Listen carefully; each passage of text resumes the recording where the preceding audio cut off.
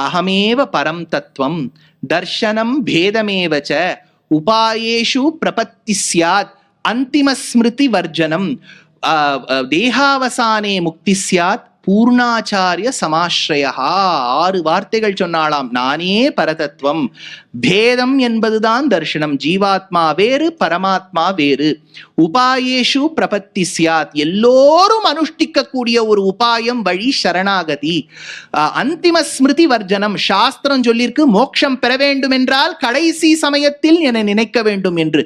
ஆனா சரணாகதி பண்ணவன் நினைக்காமல் போனாலும் அவனுக்கு மோட்சம் நிச்சயம். அதனால பூர்ணாச்சாரிய சமாஸ்ரயா, நல்ல மகாபூர்ணரை அடைந்து சமாஸ்ரயணம் பரண்யாசம் செய்து கொள் அப்படிங்கிற 6 வார்த்தைகளை கேட்டவுடன் ராமானுஜருக்கு அப்பேற்பட்ட ஒரு சந்தோஷம் வந்ததாம். அப்போதுதான் அவர் காஞ்சிபுரத்துக்கு வந்து தான் சன்னியாசம் வாங்கிட்டார். ஒய்ஃப் இருக்காளே, அதனால ஒய்ஃப் சொன்னார், நீ கொஞ்ச நாள் அம்மாத்துக்கு போன்னு சொன்னார். ஏன்னா இது ஒரே ப்ராப்ளம் ஆயிடுது. இவருக்கு பெரிய நம்பிகள்னு இன்னொரு ஆச்சாரியன் இருந்தார். அவரும் இவரும் ஒண்ணு கொடுத்தனோம் அண்ணா. இன்னைக்கும் நீங்க வந்து வரதராஜ பெருமாள் சன்னதியுடைய கிழக்கு துவாரத்துக்கு போனேன்னா அங்க பாஷ்யக்காரர் வாழ்ந்த வீடு இருக்கும். அங்க மேலும் கீழுமாக இருந்தா மேல ஒருத்தர் ஆச்சாரியன் கீழே ஒரு ஆச்சாரியன். கணத்திலேருந்து ஜலம் எடுக்கும்போது 2 லேடிஸ்க்கும் சண்டை வந்துடுத்து. இது கேட்டவுடன் ரொம்ப ராமானுஜர் வருத்தப்பட்டாராம். எப்பவுமே சத் சங்கத்துல இந்த மாதிரி ஒரு குவாரல்லாம் வந்துடுத்துனா அந்த குரூப்ல ஒரு நல்ல பாசிட்டிவ் வைப்ரேஷனே இருக்காதேன்னு பயந்த சமயத்துல அவருடைய ஆச்சாரியன் இனிமே நம்ம சிஷ்யன் கூட நம்ம இருந்துட்டோம்னா இந்த மாதிரி சண்டை வரும்னு அவர் பேசாம கிளம்பி போயிட்டாராம். அப்பதான் ராமானுஜர் யோசிச்சாராம், நம்ம ஏதோ உலகத்துல உட்காந்து இதை திருத்த போறோம் அதை திருத்த போறோம், இந்த குடும்பத்தை வச்சுன்னு ஒண்ணும் பண்ண முடியாது, ஒய்ஃபை லீவுக்கு போன்னு சொல்லிட்டு போனோன்னா உடனே அனந்த சரஸ்ல போய் தீர்த்தாமாடிட்டு திருதந்தத்தை பிடிச்சுண்டார். அப்போது இளைய பெருமாளுக்கு கிடைச்ச பெயர் தான் ராமானுஜர்னு பேர். ராமானுஜர் யதி பெயர்னு சொல்வா. யதியானுன்னு கிடைச்ச பெயர் இது. அப்பேற்பட்ட ராமானுஜரை பற்றிய ஆச்சரியமான ஸ்லோகம் உபவீதினம் ஊர்த்வபுண்ட்ரவந்தம் திரிஜகத் புண்ணிய பலம் திருதண்டஹஸ்தம். அப்பேற்பட்ட ஸ்லோகம் அன்னமாச்சாரியருடைய கீர்த்தனையோடு கலந்த விஷயத்தை அனுபவிப்போம். உபவீதினம் ஊர்த்வபுண்ட்ரவந்தம் திரிஜகத் புண்ணிய பலம் திருதண்டஹஸ்தம்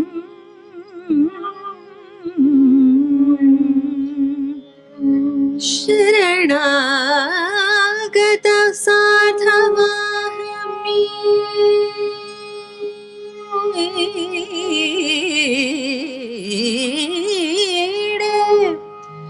शिखया शेखरिणं पतिं यतीनां शरणागत सार्थवाहमीडे शेखया शेखरिणं पतिं यतीनां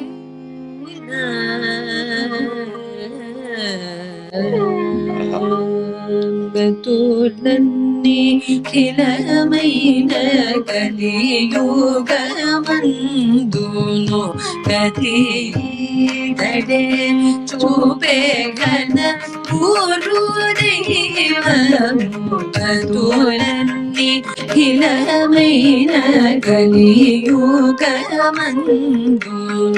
कथितडे चूपे घन पूर्वदैवमु गतोर्नन्निखिलमैन कलियुगमन्दुनो कथितडे चूपे घन पूर्वदैवमु गतोर्नन्निखिलमैन कलियुगमन्दुनो कथितडे चूपे घन पूर्वदैवमु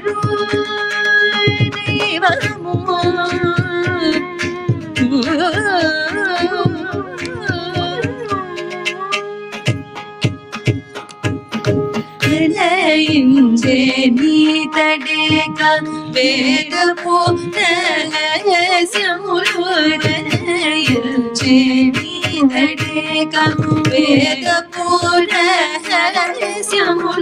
చలిమి నీతడే చూపే శరణాగతి చలిమి నీతడే చూపే శరణాగతి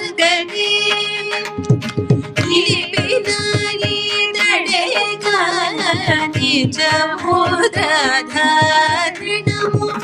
నిలిపిన నీడేగా నిజ మూర్ధారణము మనసి రామానుజులు మాటలాడే దైవము మనసి రామానుజులు మాటలాడే దైవము தோலன் நேகிரந்த வைரகந்தே யுகமந்து தடே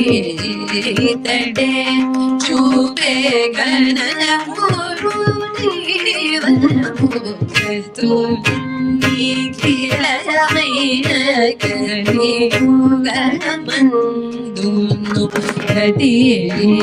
தடே சூபே கண ஒரு தெய்வமோ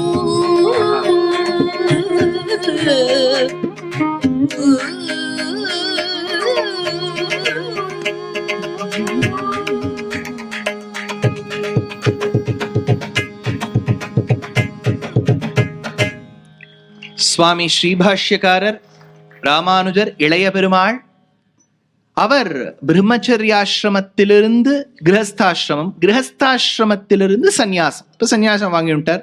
அவருடைய கியாதி அத்தனை ஊர்லயும் பரவித்து காஞ்சிபுரத்துல வாழ்ந்தவருடைய பெருமை அருகே இருக்கக்கூடிய ஒரு சிறு கிராமம் கூரம் என்கின்ற கிராமத்துக்கு பரவாதா? இவருக்கும் வயதில் மூத்தவர் ஒருவர் இருந்தார். அவருக்கு கூரத்தாழ்வார் என்று பெயர். கூரத்தாழ்வான். இந்த கூரத்தாழ்வானுடைய திருத்தந்தையாருக்கு கூரத்தாழ்வார்னு பேர். ஃபேமிலியில ஒரே குழப்பம்தான். அப்பா பேர் கூரத்தாழ்வார், பிள்ளை பேரு கூரத்தாழ்வான். இந்த கூரத்தாழ்வாருடைய பத்னிக்கும் அவருக்கும் பிறந்தவர் தான் இந்த கூரத்தாழ்வான். ஆனா குழந்தை பிறந்து கொஞ்சம் வருஷத்துல எல்லாம் திருத்தாயார் இறந்து விட்டார், பரமவதித்து விட்டார். அப்போது எல்லாரும் வந்து சொன்னா, அனாஸ்ரமி தினமேகம்ன திஷ்டேதன்னு ஒரு சாஸ்திர வாக்கியம் இருக்கு. ஏன்னா பத்னி கூட இருந்தால்தான் அந்த அக்னிஹோத்ராதி கர்மாக்கள் பண்ண முடியும். ஒய்ஃப் இல்லைன்னா பண்ண முடியாது. குக்கும் பண்ண முடியாது, யஜ்யமும் பண்ணக்கூடாது. அதுக்காக இன்னொரு கல்யாணம் பண்ணிக்கலாமான்னு அவர்கிட்ட எல்லாரும் விண்ணப்பிச்ச போது அந்த அப்பா சொன்னாராம், பண்ணிக்கிறதுல இல்ல, அக்னி காரியம் நடக்கும். ஆனா நான் பெத்த குழந்தை அவ்வளவு ஒரு ஞானி பரமபக்தன், வரக்கூடியவோ அந்த குழந்தைய ஏதாவது சொல்லிவிட்டா எனக்கும் சேர்ந்து பாகவதாபச்சாரம் வந்துவிடும். அதனால என் குழந்தைக்காக நான் கல்யாணம் பண்ணிக்காம இருக்கேன்னு சொன்னாராம். அந்த குழந்தை கூரத்தாழ்வான் என்கின்ற சின்ன குழந்தை பள்ளிக்கூடத்துக்கு போயிட்டு வரும். போயிட்டு வரும்போது இதெல்லாம் ஐதிஹ்யமா பாசுரங்கள் எடுக்கிறான். நான் சொல்றது எல்லாமே திருவாய்மொழி வியாக்கியானத்துல இருக்கு. அந்த குழந்தை ஸ்கூலுக்கு போயிட்டு வர சமயத்துல ஒரு நாள் லேட்டா வந்துடுத்து. அப்பா கேட்டார், ஏன் லேட்? லேட் எல்லா குழந்தையும் அப்படிதான் சொல்லி, ஏன் லேட்டுன்னா லேட் ஆயிட்டா அதனால லேட். இந்த குழந்தை சொல்லித்து, இல்ல வர வழியில 4 கால் மண்டபத்துல ஒருத்தர் உபன்யாசம் பண்ணிட்டு இருந்தார். யார் அவர்னு கேட்டார் அப்பா. அவர் தான் வெள்ளை ஆடை தரித்து நன்றாக முண்டனம் செய்து கொண்டிருந்தார். ஏன்னா அப்போ ஜெயினம் ரொம்ப பிரசித்தமா இருந்தது. அப்போ அவ ஜெயின உபன்யாசம் பண்ணிட்டு இருக்கா. ஏன்னா ஜெயினம்ங்கிறது by in principle it is against Vedas, அதுதான் ரூல். அதனால அப்பா சொன்னாராம், சரி போய் குளிச்சுட்டு வந்துரு அப்படின்னாரு. வியாக்கியானத்துல இருக்கு. அப்போ அந்த குழந்தை கேட்டுதான், எதுக்குப்பா குளிக்கணும்? புலையரம் ஆகி நின்ற புத்தொடு சமனமெல்லாம் கலையற கச்சமாந்தர் காண்பரோ கேட்பரோ தாம், வேதத்தின் சுவைப்பயனை தெரிந்தவன் ஆரேனும் பௌத்தத். அவர் சொன்னது நீங்க உடனே கோச்சுட்டாதீங்க, பௌத்தத்துக்கும் ஜெயினத்துக்கும் போவாளான்னு அப்பா கேட்டாராம். இது தொண்டரடிப்புடி ஆழ்வார் பாசுரம். அப்படி ஸ்ட்ரிக்டா வளர்த்திருக்கா. வளர்த்த உடனே இந்த குழந்தைக்கு கல்யாணம் ஆயிடுத்து. கூரத்தாழ்வானுக்கு திருமணமாச்சு. பெரிய செல்வந்தர், சூப்பர் ரிச் கூரம்ங்கிற கிராமத்துல. அவருக்கு எவ்வளவு செல்வம்னா ஒரு நாளைக்கு 1000 பேருக்கு ததியாராதனை பண்ணுவார். நன்னா இலையை போட்டு நன்னா ஜம்மு ஜம்மு ஜம்முன்னு எல்லாருக்கும் ததியாராதனை பண்ணி முடிச்ச கையோட இவர் கதவை சாத்துவராம். எல்லாரும் கிளம்பினோட சாத்துவராம். அதுல ஸ்வர்ணத்துல பெல்ஸ் தொங்கி இருக்குமா. அதனுடைய கண்டாநாதம் அருகே இருக்கக்கூடிய காஞ்சிபுரம் பெருந்தேவி தாயார் காதுல போய் விழுமா. அவ லோக செல்வந்தி, உலகத்துக்கே நாயகி. அவ கேப்பலாம் பெருமாள் கிட்ட, யாரோ பணக்காரர் நம்ம ஊருக்கு வந்திருக்கார் போல இருக்குன்னு சொல்லுவாளாம். அந்த அளவுக்கு பணக்காரர். அது காஞ்சிபுரம் முழுக்க பரவெடுத்து. பெருந்தேவி தாயாரே கேட்கிறா யார் அந்த செல்வந்தர்னு. இது கூரத்தாழ்வான் கிட்ட வந்து சொன்னா, யார் அந்த செல்வந்தர்னு கேட்டான். அப்ப கூரத்தாழ்வான் விக்கி விக்கி அழுதாராம். செல்வத்தால தாயார் என்ன தெரிஞ்சுக்கிறாளே, அந்த செல்வமே எனக்கு வேண்டாம், பக்தியாலன்னோ என்னை தெரிந்து கொள்ள வேண்டும்னு ஒரே நாள் தியாகம் பண்ணிவிட்டார். தியாகம் பண்ணிட்டு யார்கிட்டயாவது போகணுமே. அப்போதுதான் ராமானுஜர் திருவடியை நாம் அடையலாமா நினைச்சுண்டு காட்டுல நடந்து வரா. ராத்திரி வேளை ஒய்ஃப் சொல்றா, கொஞ்சம் பயமா இருக்கே, நீ ஏதாவது எடுத்துன்னு வந்திருக்கியா? இல்ல, நீங்க ராத்திரி பிசிஞ்சு சாப்பிட்றதுக்கு ஸ்வர்ணத்துல ஒரு வட்டில் எடுத்துன்னு வந்திருக்கேன். எல்லாத்தையும் விட்டோமே, இந்த ஸ்வர்ண வட்டில வச்சு நான் என்ன பண்ண போறேன்னு தூக்கி களைந்து பாஷ்யக்காரர் ராமானுஜர் கீழே வந்தாராம். கூரத்தாழ்வான். இது ஒரு பக்கம். ராமானுஜருக்கு சரம ஸ்லோகத்தின் அர்த்தம் தெரிந்து கொள்ள வேண்டும். நிறைய வார்த்தைகள் உங்களுக்கு புதுசா இருக்கும். 3 ரகசியங்கள் ஸ்ரீ வைஷ்ணவ சம்பிரதாயத்தில் சொல்லுவா. சமாஸ்ரயணம்னு ஒரு ப்ரொசீஜர் உண்டு. சங்க சக்கர லாஞ்சனம். அப்ப ஆச்சாரியன் 3 ரகசியங்கள் உபதேசிப்பர். 8 அக்ஷரங்களோடு கூடிய அஷ்டாட்சரம். மந்திரராஜான்னு பேர் அதுக்கு. ஓமிதி வியாஹரேத், நமஹ இதி பశ్చాத், நாராயணாயேத் உபரிஷ்டாத், ஓமித்யேகாட்சரம், நமஹ இதி 2 அக்ஷரே, நாராயணாயேதி பஞ்சாட்சராணின்னு அஷ்டாட்சர மந்திரம். முதல் மந்திரம் மந்திர ராஜா. அடுத்தது 2வது மந்திரத்துக்கு துவயமகா மந்திரம்னு பேர். 2 வரிகள். முதல் வரி பெருசு, ஸ்ரீமன் நாராயண சரணம்னு ஆரம்பிக்கும்.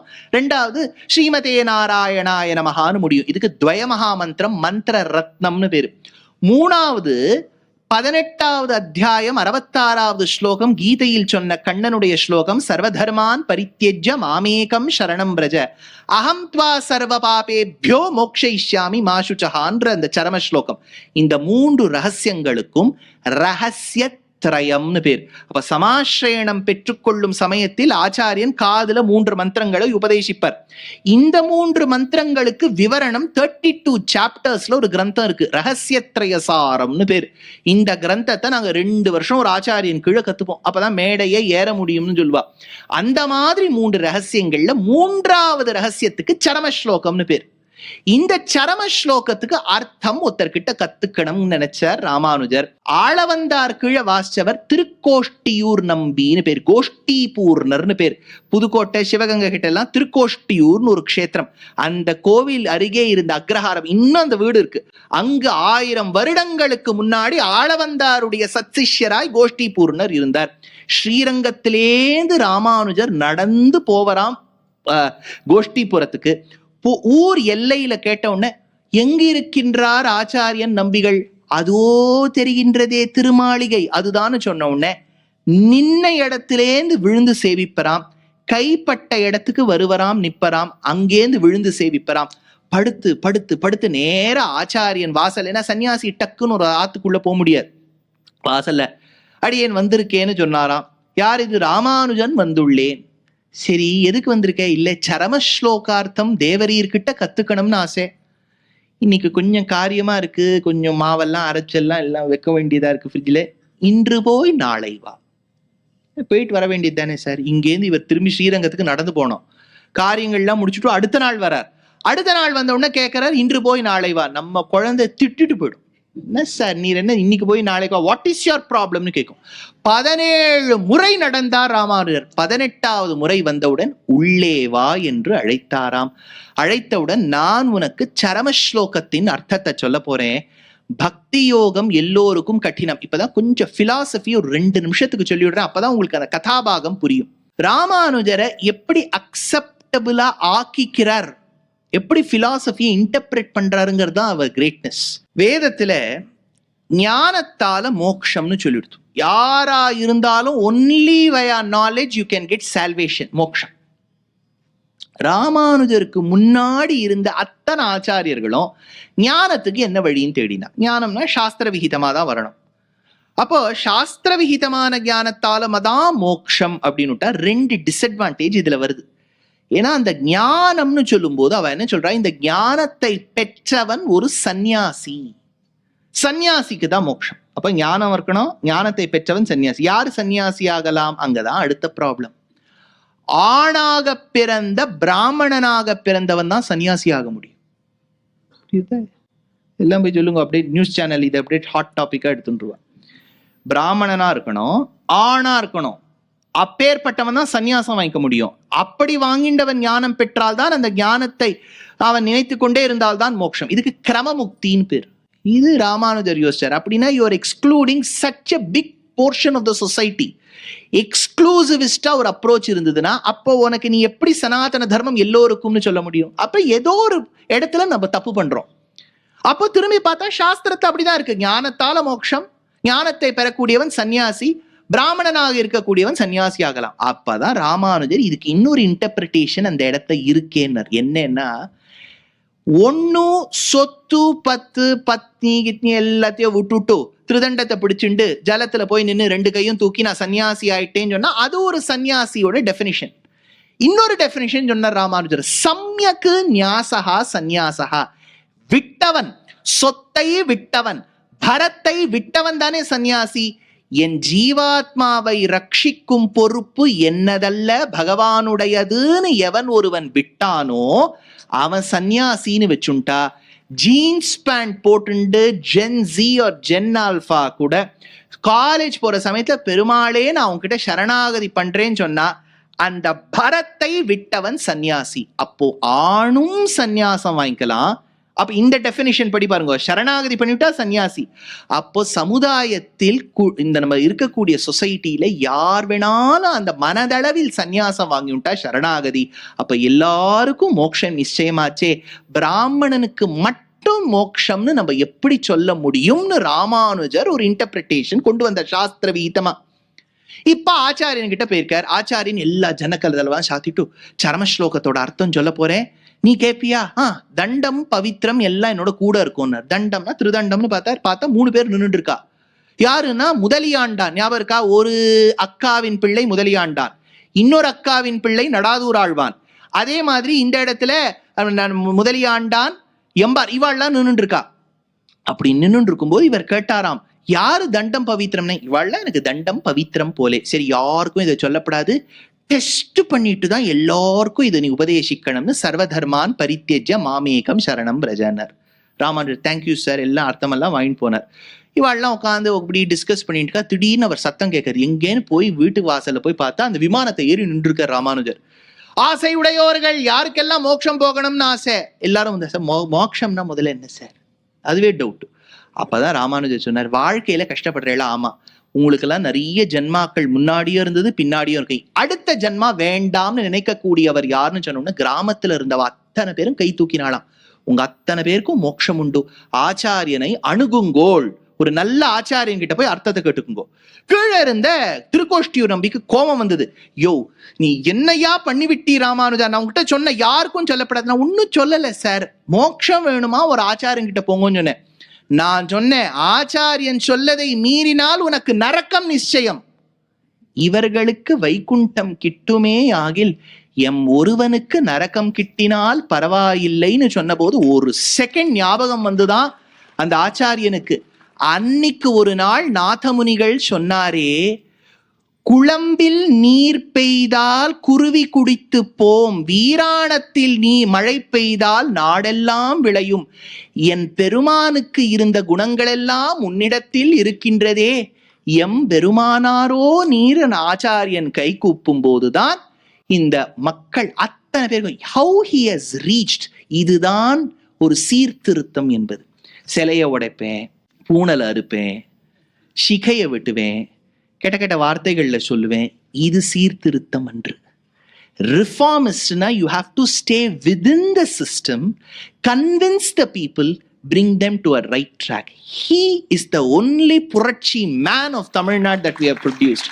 அப்பேற்பட்ட ஆச்சாரியன் சொன்ன ஓரான் வழியாய் என்கின்ற பாசுரம். ஓரான் வழியாய் உபதேசித்த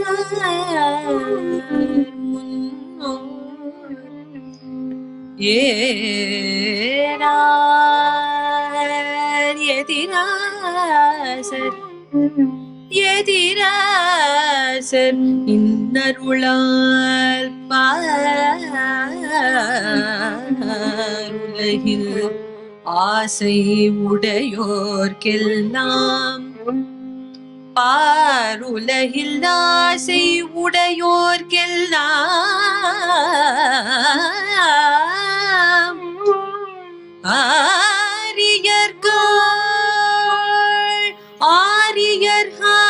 கூறும்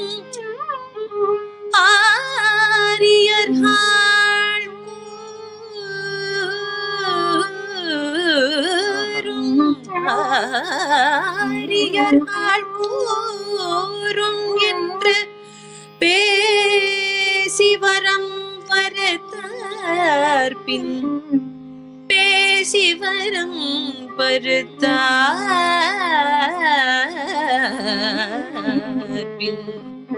ஆரியர்கள் கூறும் என்று பேசிவரம்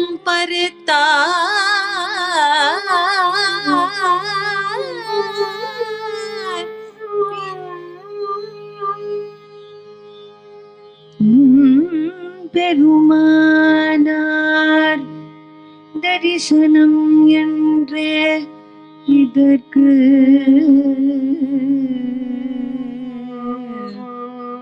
நம் பெருமாள் பேரிட்டு நாட்டி வைத்தார்.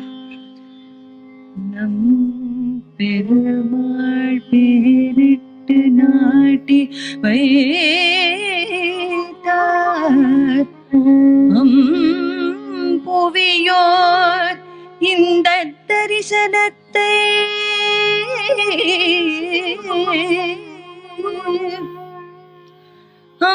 புவியோர் தரிசனத்தை எம் பெருமானார் வளர்த்த எம் பெருமானார் வளர்த்த அந்த செயல் அறிக்கை அந்த செயல் அறிக்கை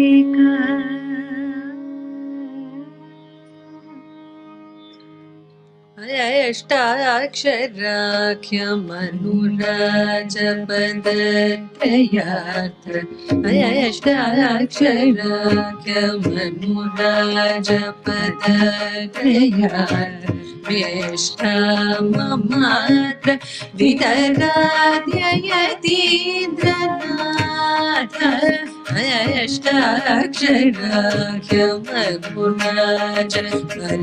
अष्टाक्षराख्यमनुराजपदत्रयार्थ वेष्टाममात्र विदराध्ययतीन्द्रनाथ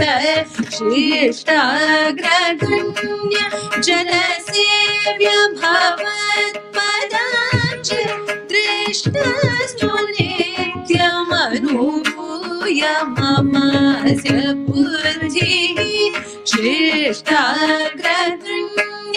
जनसेव्य भवत्पदाब्ज दृष्टस्तु नित्यमनुभूय ममास्य बुद्धिः